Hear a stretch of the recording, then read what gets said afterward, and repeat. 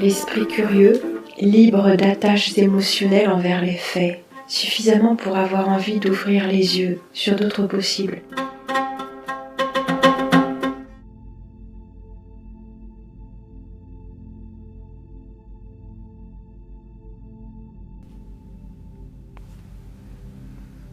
Poursuivons sur notre lancée, s'il vous plaît, cette fascination pour les expositions universelles.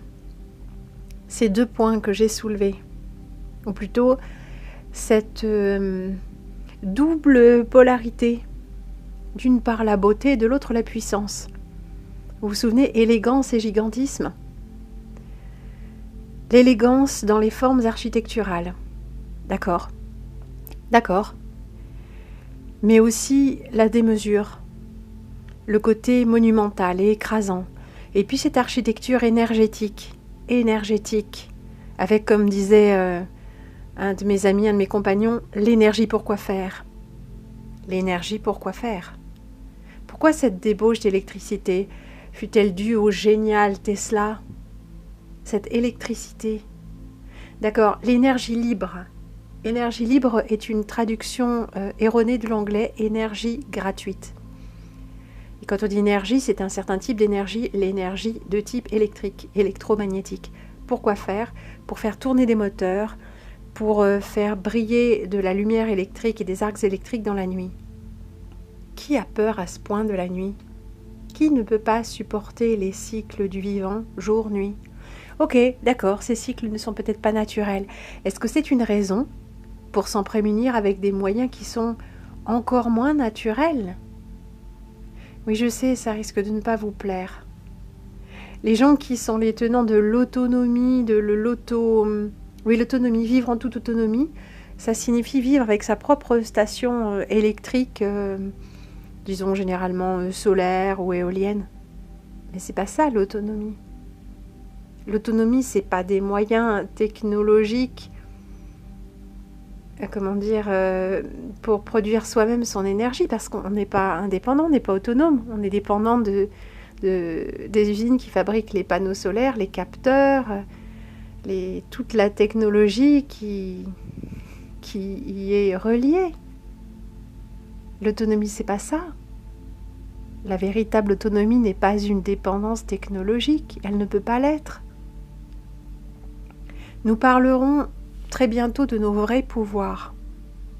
Pas comme quelque chose qui se matérialisera dans les années à venir et dans un futur et nos petits-enfants. Non, non. Toi, maintenant, quel que soit ton âge, il est temps que tu apprennes à te servir de tes pouvoirs. Parce que tu t'en sers déjà, mais peut-être que tu t'en sers non seulement à ton insu, mais contre toi-même. Il est temps d'acquérir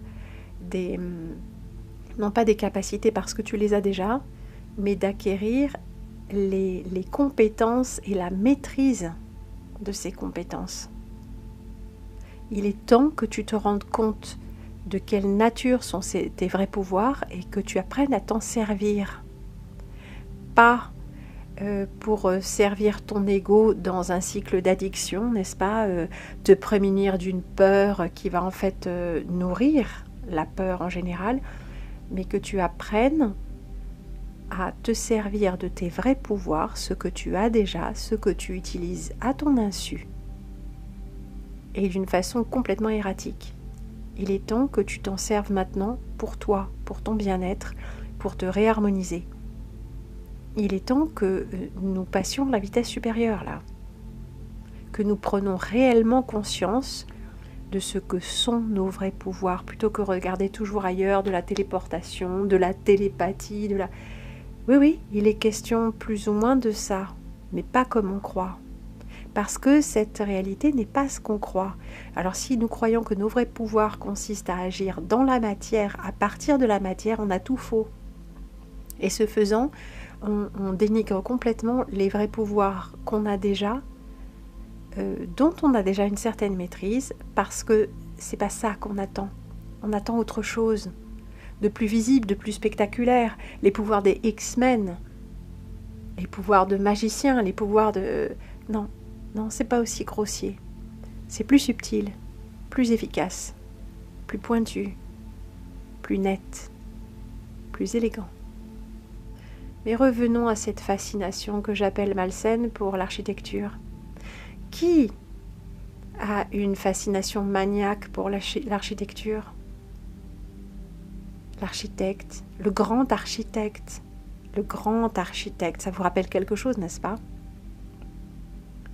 Cette volonté de toujours construire, bâtir, et comme disait ce même compagnon, laisser sa crotte. Une statue, un piédestal. Ah oui, parce que la première compagne de ce monsieur avait fait une thèse sur le socle. Chez Rodin, je crois, le socle chez Rodin. Le socle, n'est-ce pas? Ah bah oui, il faut trouver des sujets. Hein. Après, on peut tout analyser, bien sûr, tout. Maintenant, il nous faudrait un peu mettre les choses en corrélation et synthétiser. Bien sûr, cette architecture est d'une élégance extrême. D'accord. Et alors? Cette architecture énergétique, quel propos sert-elle? Est-elle de même nature que les pyramides et toute l'architecture dite cyclopéenne? Je vous renvoie une fois de plus à Thor Heyerdahl. Il faudra qu'on reparle de lui un petit peu plus nettement. C'est quelqu'un qui a vu des choses et je pense que c'était un initié. Des élites, on peut dire. Cette architecture énergétique, de qui émane-t-elle et pourquoi? La petite humanité primitive, réinjectée dans le monde après les réinitialisations, comme dit Rocksocker, les blackouts, les autres disent reset, hein, reset, la réinitialisation, le déluge, la destruction, bon, si tel était le cas, bien sûr. Cette petite humanité qui ne possède pas de technologie et pas de connaissances. Regardez-la, elle est touchante. Le problème n'est pas qu'elle ne sait rien faire de gigantesque. Le problème est qu'elle est lâchée là au milieu d'une jungle urbaine ou de conditions à la surface de la Terre extrêmement difficiles. Mais pour reprendre une fois de plus cette analogie entre les forces que j'appelle de vie, la vie qui crée de la vie, et les forces de contrôle, ce que mon cher Rocksocker appelle la matrice originelle et la matrice, je ne sais pas, la matrice des faux dieux, donc une force qui émanerait de la vie, matérialisée peut-être, imagée par l'eau qui s'écoule librement. Hein, l'eau s'écoule toujours, elle s'écoule en tourbillon, elle s'écoule en méandre, elle s'écoule en faisant des formes vivantes, en se vitalisant constamment. Et les forces de contrôle sont ces forces qui essayent toujours de brider, canaliser, étrangler, contrôler, n'est-ce pas? Et ces forces-là, qui n'ont pas de vie, qui n'ont pas de créativité propre, sont obligées de reprendre, de prendre la même forme, de suivre les lois de la vie. En fait, les lois de la non-vie, les lois de contrôle sont aussi assujetties aux lois de la vie. Tout simplement, on peut brider, on peut étrangler, on peut contrôler, mais on ne peut pas arrêter l'eau. L'eau finira toujours par déborder ou s'infiltrer. Peu à peu, l'eau traverse la pierre, dit un proverbe bouddhiste. Alors en fait, il s'agit de ça. Pour que ça fonctionne, la fausse matrice, donc le monde dans lequel nous vivons, le monde plus ou moins sous contrôle dans lequel nous vivons, s'inspire des lois du vivant. On dit souvent géométrie sacrée, n'est-ce pas? Mais sacrée. Sacré, ça renvoie à une révérence envers un ordre divin. Mais quel Dieu? Quel Dieu? Si la vie est sacrée, la vie est l'objet de notre révérence. Rien d'autre. Pas de géométrie, pas de nombre, pas de... La vie est elle seule. La vie se suffit à elle-même. Or, l'architecture reprend ces lois sacrées de la vie, si quelque chose est sacré, et ses nombres et ses proportions, et commence à construire autour de ça des choses qui ne sont plus, par définition, qui ne sont plus fluides, qui ne sont plus vivantes. Elles sont construites, elles sont taillées bloc sur bloc, avec une idée de... C'est là qu'on a aussi beaucoup la ligne droite, l'angle droit, les pyramides, les coupoles. Alors ok, c'est magnifique, ça peut être très beau, mais c'est le contraire de la vie. Je sais, ça risque de ne pas vous plaire, mais c'est le contraire de la vie. Le contrôle est le contraire de la vie. Alors ça témoigne d'une maîtrise technologique, oui. Mais par exemple, est-ce que vous allez vous extasier de la maîtrise technologique d'un robot?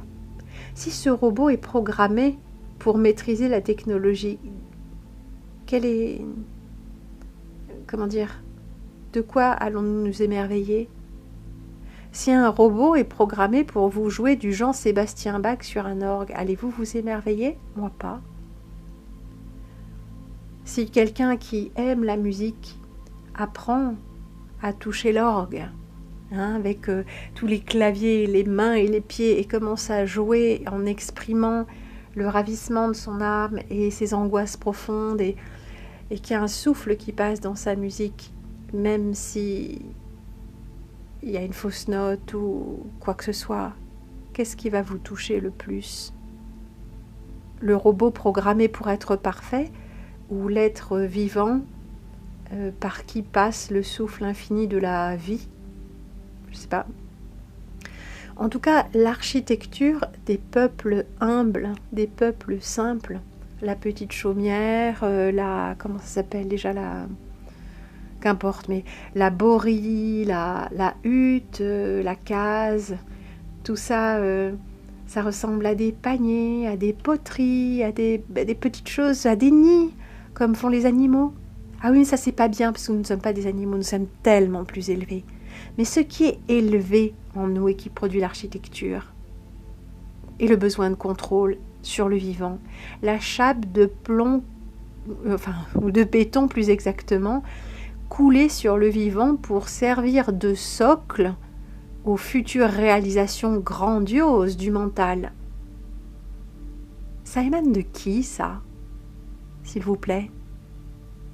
Cette fascination pour la débauche d'électricité, de lumière électrique, de constructions immenses, cette fascination, elle nous vient d'où? Qui est fasciné? Qui est fasciné par sa propre grandeur? Une grandeur qui n'est même pas de nous? Nous ne serions peut-être que le produit d'une technologie nous-mêmes, ce qui expliquerait que notre esprit, notre mental soit tellement fasciné par les ordinateurs, par tout ce qui est technologique.